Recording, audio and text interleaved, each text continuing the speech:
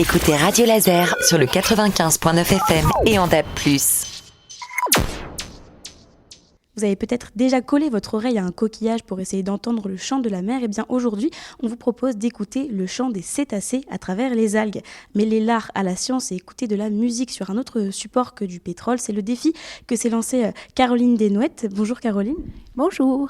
Vous êtes donc artiste plasticienne et vous présentez aujourd'hui votre projet Vox Oceano avec Jean-Luc Audic. Bonjour, vous êtes chercheur à Rennes. Oui, c'est ça exactement, bonjour, à l'Institut des sciences chimiques de Rennes. C'est un vinyle issu uniquement des produits de la mer, une œuvre qui est exposée en ce moment au Diapason à Rennes.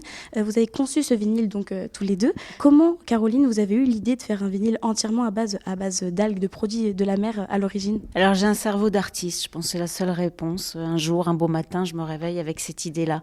Et si je faisais un disque en algues pour écouter des chants de baleines ? Voilà, c'est ce qui peut m'arriver de temps en temps, des choses un peu étranges, mais néanmoins extrêmement poétiques et qui ont du sens.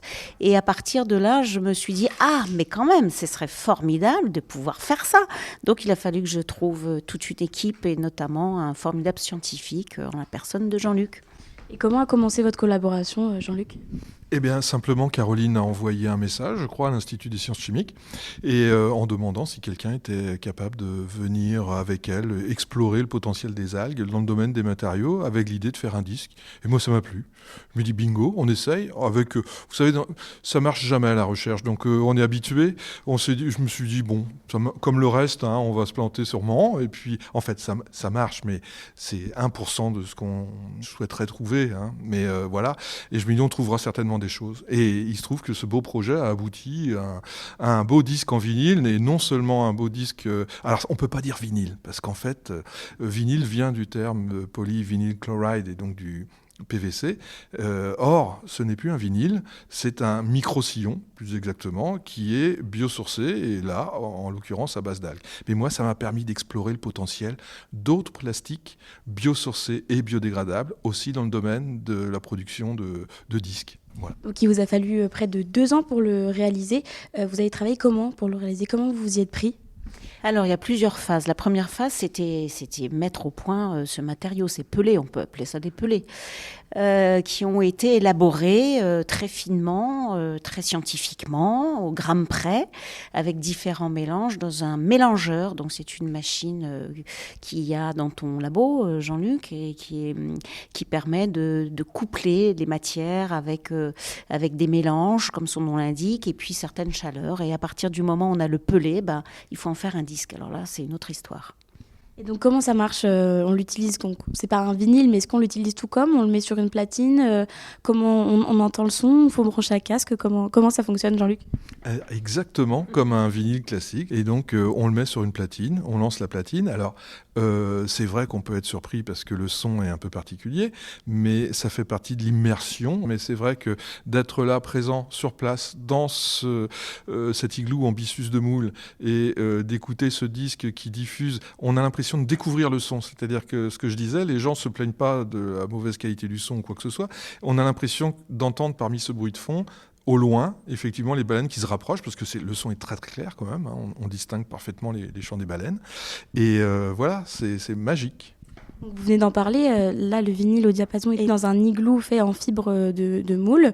Est-ce qu'il y a une volonté donc, de prendre que des déchets ou en tout cas des produits qui viennent de la mer ? Est-ce qu'il y a une volonté environnementale derrière ça aussi ? Oui, complètement. Moi, je travaille, toutes mes œuvres sont autour du vivant et il faut savoir que les algues au début ont été collectées avec la station biologique de Roscoff, que j'ai cherché évidemment une collaboration avec un chimiste à Rennes et que si je peux valoriser des superbes entreprises comme Bisco à Cancale, je trouve ça plutôt intelligent de mettre ensemble les forces vives de la Bretagne pour parler de baleines, d'algues, de byssus et d'émerveillement en fait, c'est ce qui nous réunit. Pour l'instant, on n'entend que le son, donc le chant des cétacés, donc des baleines narvals et et des belugas. Est-ce que ça peut avoir pour destinée de graver aussi de la musique dessus, des chansons? Est-ce ça peut être commercialisé comme ça peut être un remplacement en fait des vinyles tels qu'on les connaît? On a travaillé avec MPO, qui est en Mayenne, qui est le leader dans le domaine des vinyles en France et qui presse des vinyles. Et ils nous ont donné des masters. On a des disques ABBA, entièrement biosourcés, biodégradables. On l'écoutait tout à l'heure, on dansait autour. Hein, donc voilà, oui, c'est tout à fait. Et justement, c'est prévu dans un avenir très proche, là, grâce à notre collaboration et grâce à Caroline qui nous a mis en lien avec Discomaton. Voilà, ils sont très intéressés par les matériaux qu'on est capable de produire. Est-ce qu'on pourra s'attendre à avoir la même qualité qu'un vinyle dit classique? Parce que tout à l'heure, donc, on s'est plongé un peu dans l'ambiance. J'ai eu la chance d'écouter le chant des cétacés, donc dans l'igloo. Ça grésille un peu, mais ça ne porte pas forcément, il n'y a pas forcément d'importance puisque ça nous plonge vraiment dans cette ambiance-là. Est-ce que c'est pareil avec de la musique dite plus classique? Eh bien, sur les formulations qu'on a mis au point en parallèle, le son, oui, il est semblable à celui qu'on aurait sur un vinyle classique. Hein. Je m'engage pas trop, je pense qu'il va falloir faire des ajustements de formulation, de pressage, de température, de paramètres de mise en œuvre. Mais là, ce qu'on a entendu, c'est assez bluffant. Ouais.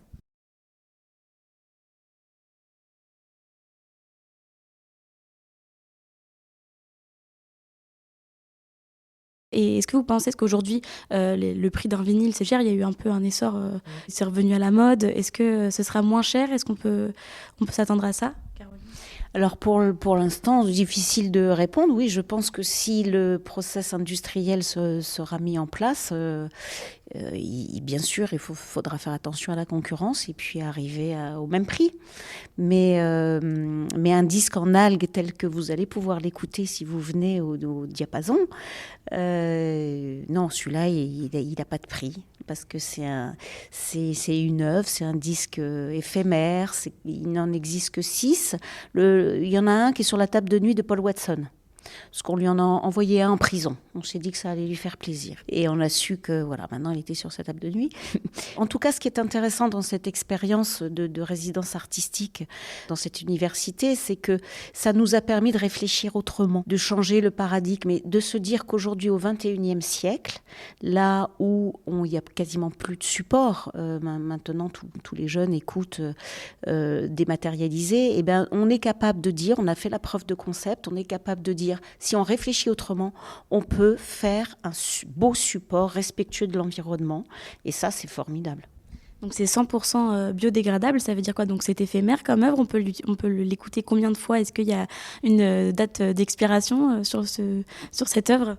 Alors ça fait partie du plaisir de l'écoute, c'est-à-dire qu'on sait que c'est peut-être la dernière qu'on est en train de faire ce soir ensemble, peut-être que ça va durer encore un mois. Là, honnêtement, ça fait 1 an et demi, 2 ans qu'on l'a, l'écoute est toujours identique. Un jour, voilà, ça s'arrêtera, ou ça sera moins bon, et on décidera que c'est la mort du disque, mais il suffira de le mettre dans le compost. Et puis on récupérera des fleurs dessus, et voilà. On en refera un nouveau avec du compost. Ce serait possible? Peut-être, oui, pourquoi pas. On va s'y pencher. Et vous avez envie de tester d'autres matériaux biodégradables comme ça? Donc pour l'instant, on est sur les produits de la mer. Est-ce que vous avez envie de vous pencher sur d'autres matériaux qui pourraient être intéressants?